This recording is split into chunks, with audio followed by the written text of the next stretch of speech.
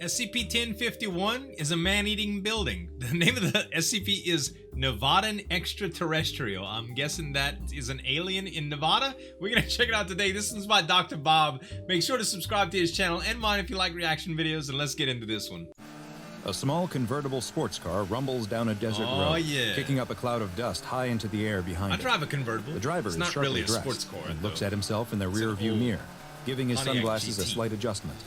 He knows he looks as good as he feels. Yeah. And why shouldn't the producer of Hollywood's 9th most successful film in the month of September be happy?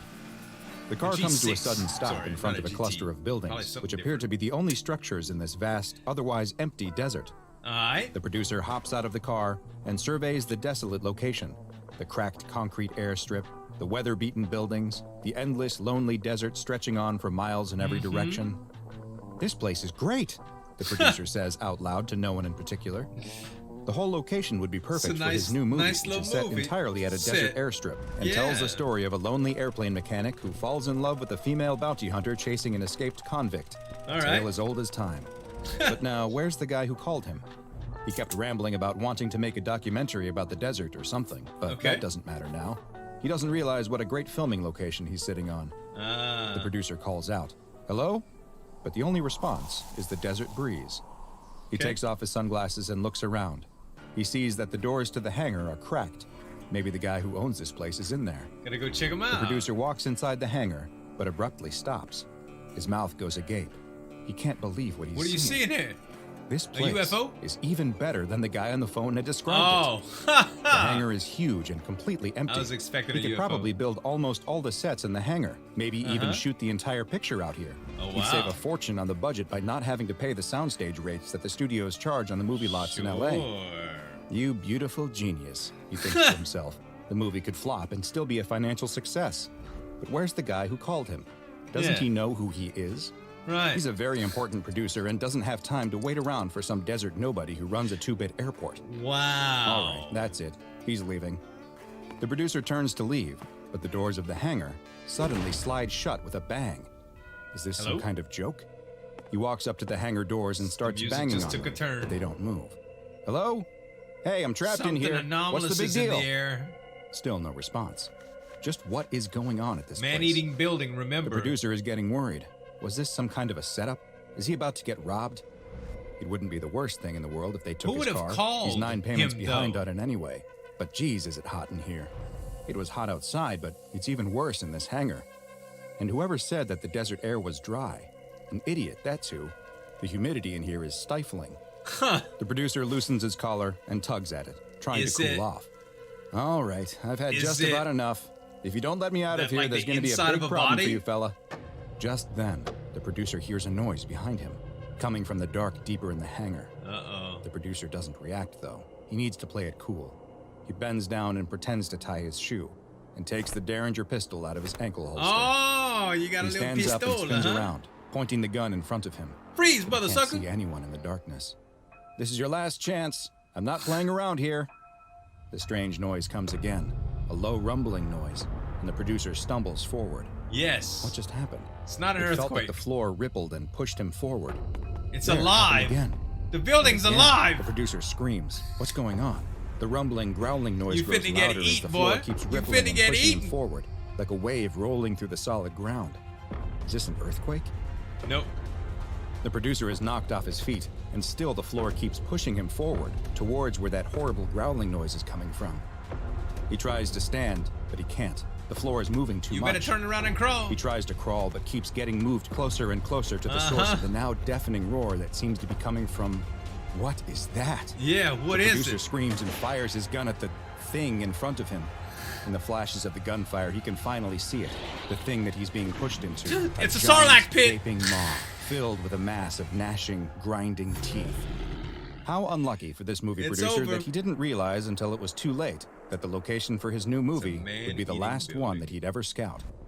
Because as you have probably already figured out, this unknown building in the middle of the desert isn't at all what it appears to be. That's correct. And in fact, is quite known to the SCP Foundation as SCP-1051.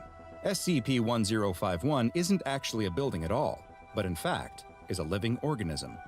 This creature's shell, which resembles an aircraft hangar, is quite large and measures roughly 700 meters by 500 meters by 60 meters. I wanted the guy that called him. It is a completely immobile organism and acts as an ambush predator, luring its prey to it through a number of different forms of sociological and psychological manipulation. All right. SCP-1051 attempts to bring prey to it in a number of ways, but its primary method is by spreading certain ideas into popular culture. It will constantly try to connect to orbiting satellites and use them to beam out television signals, images, and other forms of media. It has been measured as having around a 25% success rate in connecting with and getting its message carried by the satellites. So and it got may a have hold the of the ability telephone? to transmit regular radio broadcasts or connect to standard telephone lines as well. That's what's The up. messages That's what that happened. SCP-1051 sends out tend to fall into the category that could be termed as conspiracy theories, most of which are about itself. Okay. It has uploaded information to various conspiracy websites that has included reports of spaceships being held and reverse engineered in its hangar, descriptions of so-called men in black using its location as a site for extraterrestrial contact. It has attempted to spread rumors that it is a site used as a testing location for any number of top-secret devices, including energy weapons, weather control devices, teleportation machines, and impossible propulsion systems. SCP-1051 has also attempted to spread through radio and television transmissions that it is a site used by a United States shadow government. It's made at least a handful of calls to Hollywood-based production companies in an attempt to get them to further spread its information, as well as contacting various tabloid newspapers. Perhaps most nefarious of all, it has even sent orders to U.S. military intelligence operatives posing as a senior official and ordering them to reveal SCP-1051's location. SCP-1051 appears desperate to make its location known to curious outsiders, all in an attempt to get them to come find it, so it can lure them inside of itself and feed. And the anatomical structure of SCP-1051 is perfectly suited to this task. Its bizarre biological structure consists of a large tongue, which looks very similar to a paved runway. The tongue leads directly into a set of large airplane hangar doors that could be called the organism's mouth. This door mouth opens up to what looks like a hangar, but is actually the gizzard-like organ of 1051, where it grinds its prey into a fine paste to prepare it for digestion. The next building is the creature's stomach, where it breaks down the liquefied prey into nutrients and separates the waste products that it can't digest. The nutrients are transported to the area where SCP-1051's brain is thought to reside. I see. While the waste is ejected out of the structure. Finally, there are what appears to be a set of antennae on the side of the building. These information distribution organs extend below the ground as well, where many more antennae and wires are thought to exist, and give 1051 the ability to send out multiple television, radio, and other signals. How is this thing even a thing? SCP-1051 was discovered in 1947, when an egg-shaped structure was reported to have crash-landed in the desert of the American Southwest, near the town of Roswell, New Mexico. The United States Air Force took this strange egg into its possession and moved it to its current location in Nevada for observation and research. The Air Force scientists who were assigned to the object first thought that they were dealing with a meteorite, the one that was composed of some yet unknown material.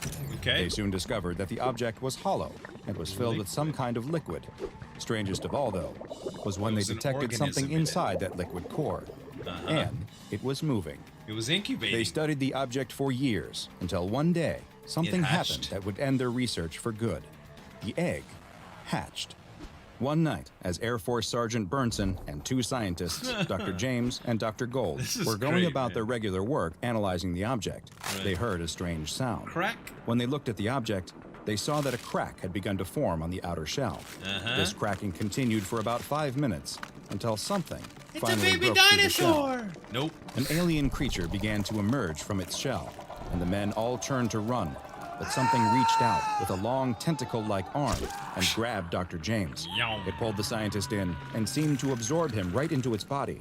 Sergeant Burnson and Dr. Gold managed to escape the airplane hangar and send out a distress signal, and it was this cry for help that described an attack by an alien creature that would put the object firmly on the SCP Foundation's radar. As Sergeant Burnson was sending out the distress signal, Dr. Gold tapped him on the shoulder and pointed towards the hangar where the egg-like object had been stored. The two men watched as the hangar bulged and expanded, like something was pressing against the walls from inside. The hangar suddenly collapsed, and they watched as the creature looked to writhe around in the debris. But then a new shell began to form around the alien. And it turned grew larger, into it. expanding I and shifting see. until suddenly it took on nearly the exact form as the hangar that once stood there. Holy crap, SCP dude. Foundation That agents is arrived at the crazy. site not long after and took control of the area. They discovered almost immediately that the building-shaped creature was anything but dormant. This extraterrestrial that had been born from an egg and then taken the definitely an form alien. of an airplane hangar was ejecting its own eggs. The building would occasionally blast eggs up and into the sky. Several of these eggs were stopped and reclaimed by the Foundation. Oh, wow. But others managed to slip past and escape the Earth's atmosphere, making them impossible to recover. Right. The Foundation also soon detected that radio signals were being emitted by the hangar, and set up a small This thing radio was nearby multiplying which to would take allow over them to different both worlds? receive and send signals back to the creature that was now designated as SCP-1051. How Dr. evil, Richardson, huh? the Foundation researcher on site who was leading the investigation into 1051, found the frequency that it was transmitting on and attempted to speak to the creature. After asking if 1051 could hear it, the creature actually responded. And it seemed to have a very simple request. Okay. Give. When Dr. Richardson asked it to elaborate, asking, "Give what?" 1051 responded, "Want One feed, bring food." bring food. When the doctor told hungry. 1051 that it wouldn't be getting any food, the anomaly immediately sent out a new transmission, Wow. stating, "Area 51 is currently being controlled by the SCP Foundation, a shadow government organization that has designated it SCP-1051. Here are a few Wow. names of the operatives." Dr. Richardson cut SCP-1051 off That and thing's ordered the dangerous. D-Class personnel to be sent inside the creature, hopefully appeasing it and stopping it from Feeding sending it any to more D-Class. broadcasts out about the highly secretive organization. Wow. When asked why it was sending these signals, SCP-1051 responded that it was trying to make humans curious. It appeared that its hunting strategy was to flood the world with conspiracy theories. Conspiracy theories about itself. This would then cause interested humans to come explore the location. Right. And once they entered the hangar, their curiosity would reward them with an encounter with the alien that they had been seeking. SCP-1051 also explained that the eggs that it was ejecting were its babies, and it seemed quite upset that the Foundation had intercepted some of them as they were on their orbital escape trajectory. Right. But where had SCP-1051 come up with these conspiracy Exactly. theories? Had it been studying our culture and the boom of science fiction in the 1940s to make up stories it thought would lead people to it? Foundation researcher Dr. Richardson had a hunch that there was something else going on. Okay. He next spoke to Dr. Gold, the other Air Force scientist who had been studying the egg-shaped meteorite. That He other one that asked got him to out. describe Not the one SCP-1051's that got first eaten. victim, Dr. James. Dr. Gold told him that Dr. James was obsessed with his job, and that spread into his personal life. He was a real sci-fi nut. Dr. James apparently loved B-movies, especially based ones on about what it aliens and consumed, UFOs. He was it convinced absorbed the that doctor the government had and it both got in their those possession traits. already, and his research on the strange egg-shaped meteorite only added to his confidence in that fact. I see. Had SCP-1051 somehow absorbed this knowledge from its first meal here on Earth, and was now using it as a way to lure in new, inquisitive prey? Right. Dr. Richardson thought it may go even deeper than that. When he Okay. played a recording of the first conversation he'd had with SCP-1051 for Dr. Gold, the one where 1051 told him it wanted him to bring food, Dr. Gold was left shocked. The voice he was recognized the hearing voice? belonged to Dr. James. Wow. SCP-1051 remains in the Nevadan desert, and its area is patrolled at all times by no less than 20 Foundation personnel in uniforms Sure. that resemble those How do worn you by members appease of the it? United States Air Force. D-Class? They are authorized to shoot at intruders, but not with the intention to kill. Instead, Just to use only as a means to just scare them knock away. them out, or oh no, scare them Should out. any I thought they would intruders just take come them within in. 1 kilometer of SCP-1051, they are to be detained and administered Class A amnestics. Got you. Since SCP-1051's I thought they primary danger tranquilized them and stems let from it its feed it. ability to spread false D-class, I information, guess, only. the SCP Foundation's main containment efforts have been focused on stopping its broadcasts. Right. Agents are to respond to any civilian rumors or So it questions doesn't about feed it. SCP-1051 with denial and ridicule, Okay. to make it clear that these are nothing but stories and that the person is Denial stupid for and believing ridicule. them. Should they exhibit any knowledge beyond the normal myths and rumors, the application of They Class A amnestize. amnestics is also permitted. Any satellites orbiting near 1051's location are to be monitored for interference to their transmissions, and if any antenna with an unknown purpose are discovered within a 10-kilometer area of the building, they are to be destroyed or surrounded by a Faraday cage. So it can't amplify. the signal. SCP-1051 may not be able to move, but its ability to reproduce and the difficulty that the Foundation still faces in stopping its spread of disinformation has led to it being classified as Euclid. And research into its origins and biology are ongoing. Now, for another anomaly that you never want to step inside, go watch SCP-002, The Living Room, and be Yeah, we watched that one. That was really, really good. Dr. Bob, ladies and gentlemen, I really like this one. It's a very interesting SCP that it just took on the form of the first researcher that it actually ate or absorbed or whatever it did. It's kind of neat though. I wonder what would happen if it would absorb something peaceful. Would they have still been, you know, maybe if it would have absorbed the grandma and they would have tried to bake cookies and lure kids in or something? I don't know. It's interesting to think about though. Dr. Bob, ladies and gentlemen, make sure to subscribe to him. Subscribe to me if you like reaction videos. Thanks so much for watching. As always, this is Zueljin signing off. We'll see you next time.